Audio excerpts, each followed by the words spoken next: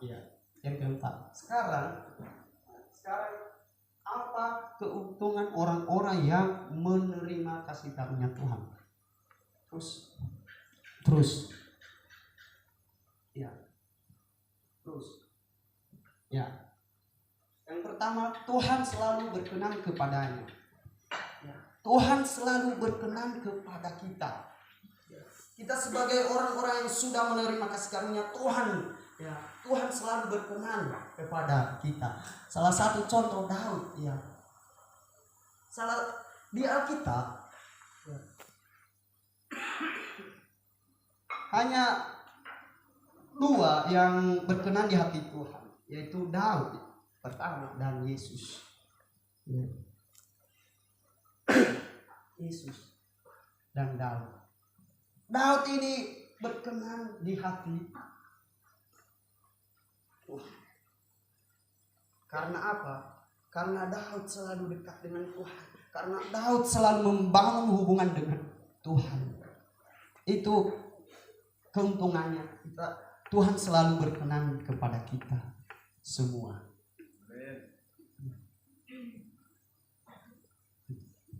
Nah, orang yang berkenan di hati Tuhan, Alkitab katakan di dalam Lukas pasal 2 ayat 14 dikatakan begini.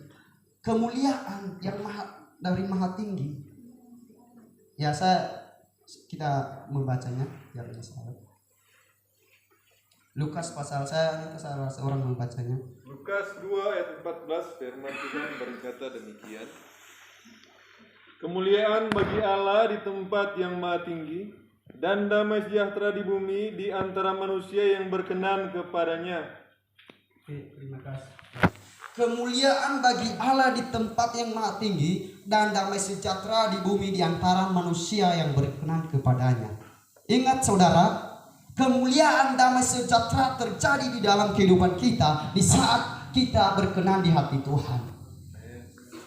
Jangan kita mengira bahwa kemuliaan itu, kehormatan itu, damai sejahtera itu terjadi di dalam kehidupan kita. Ya, ada syaratnya, harus berkenan di hati Tuhan. Ya.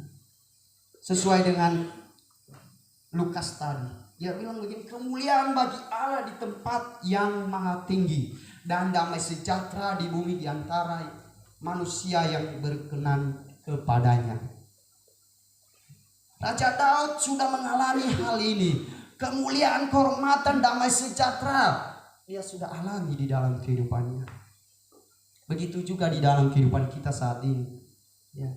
Saya percaya ya, Tuhan berkenan kepada kita semua, sehingga kita mengalami damai sejahtera itu. Ya, damai sejahtera itu, saudara, kita tidak bisa memberikan. Ya, hanya Tuhan yang memberikan, yang bisa memberikan damai sejahtera itu. Kalau kita memberikan damai sejahtera kepada sahabat, kepada saudara, ya itu sementara doang. Misalnya kita menghibur dia dalam segala masalahnya, dan setelah itu besok atau 2 bulan kemudian sudah hilang. Tetapi kalau Tuhan memberikan damai sejahtera selama-lamanya, damai sejahtera, kemuliaan, kehormatan terjadi di dalam kehidupan kita ketika kita berkenan di hati Tuhan. Ya, yang berikut. Terus. Ya, ini. Tuhan selalu mengabulkan setiap permohonannya. Ya, Tuhan selalu mengabulkan setiap doa-doa kita. Salah satu contoh, ada 2 contoh di sini, yaitu Elia dan Raja Hizkia. Raja Hizkia dulu. Terus bos. Ya. Ini. Raja Hizkia. Tuhan vonis Raja Hizkia itu mati.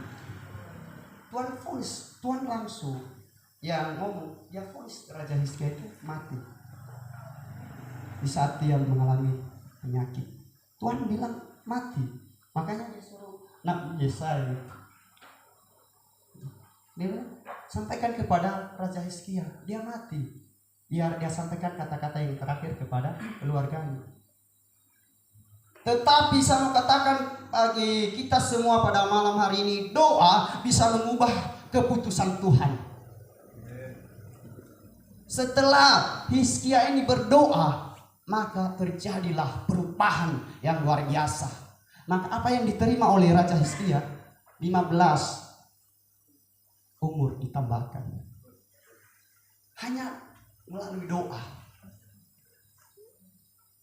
Hanya melalui doa. Doa, saya mau katakan sekali lagi, doa bisa mengubah keputusan Tuhan. Contohnya Raja Hizkia ini. Tuhan vonis dia mati. Tetapi hanya melalui doa. Tentunya doa yang bagaimana dulu? Doa yang sungguh-sungguh. Jangan doa asal-asalan. Doa yang sungguh-sungguh. Itu yang mengubah keputusan Tuhan. Mungkin kita saat ini ada penyakit-penyakit, ya. Tetapi percayalah seperti Raja Hizkia ini. Kita percaya bahwa melalui doa keputusan Tuhan bisa diubah. Ya, penyakit kita bisa disembuhkan.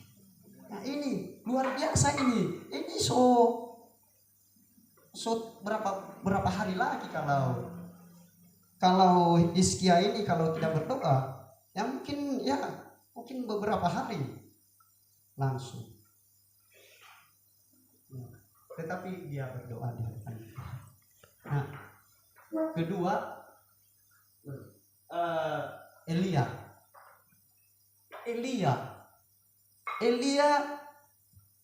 di saat dia berdoa, ya, kepada Tuhan menyatakan mujizat yang luar biasa. Kita sudah tahu Elia seperti apa, ya. Dia meminta hujan jangan turun, Tuhan kabulkan. Ini 3,5 tahun. Dia minta ulang supaya hujan turun. Dan kedua, dia menghidupkan anak janda Sarfat. Hanya melalui doa. Dia berdoa dengan sungguh-sungguh. Tuhan menyatakan kuasa dan mujizat. Ya, orang mati pun bisa dibangkitkan hanya melalui doa. Hanya melalui permintaan, permohonan. Ya, orang mati bisa dibangkitkan, bisa dihidupkan kembali hanya melalui permintaan, hanya melalui permohonan yang sungguh-sungguh di hadapan Tuhan. Apalagi penyakit-penyakit kita yang kita alami saat ini, penyakit yang kecil. Ya. Itu yang kedua, yang berikutnya. Terus, ya, hidupnya diselamatkan oleh Tuhan, sudah tentu ini. Kita sudah tahu. Ya. Di dalam Efesus, saya minta salah seorang membacanya. Di dalam Efesus pasal 2 ayat 8 sampai ayat 10. Ayat 8. Sebab karena kasih karunia kamu diselamatkan oleh iman. Itu bukan hasil usahamu, tetapi pemberian Allah. Ya. Oke. Terima kasih. Ini hanyalah kasih karunia Tuhan kita diselamatkan. Bukan karena kuat kita, bukan karena kita hebat, bukan karena kita jago, tetapi kasih karunia Tuhan. Kita diselamatkan oleh Tuhan. Ya. Kita diselamatkan oleh Tuhan.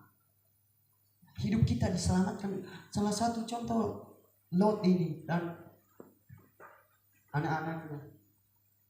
Saya sudah jelaskan tadi.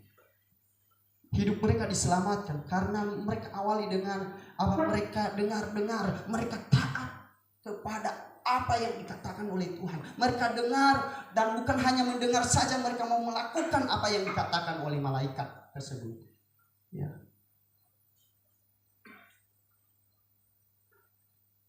Ini yang berikutnya.